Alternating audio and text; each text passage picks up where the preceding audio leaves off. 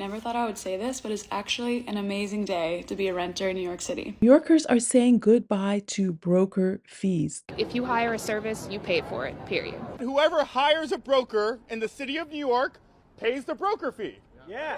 Is that fair? That's it. They've had enough.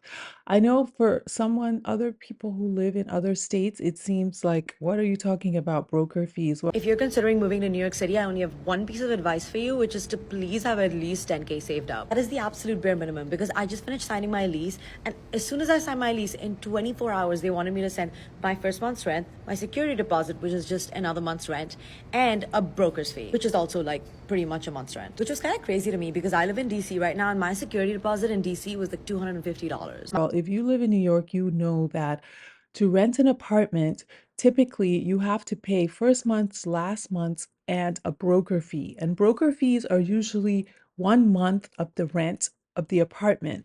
So on average, it could cost a New Yorker about $10,000 cash to move into an apartment. So they have now passed a bill and it should go into effect in 180 days. Consumers no longer have to pay a broker's fee. If a landlord works with a broker, the landlord is responsible for paying that broker the fee. The real estate industry is very upset about this because they are going to be losing a lot of money, right? They're not going to be able to get money from the tenants anymore. The real estate industry tried to fight the passing of this bill. Their argument is that these costs will be passed on to tenants anyway because landlords will inevitably tack on those fees to the tenant, and so the tenant would have to pay as well.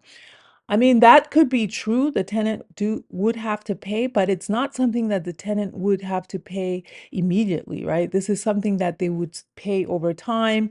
Um, and the broker fee is something that has to be paid before you can even move into the apartment. So I want to know, what do you guys think? If you're a New Yorker, are you excited about broker fees being eliminated? And as a realtor, are you upset about broker fees being eliminated? What's the argument? What's the pros? What's the cons?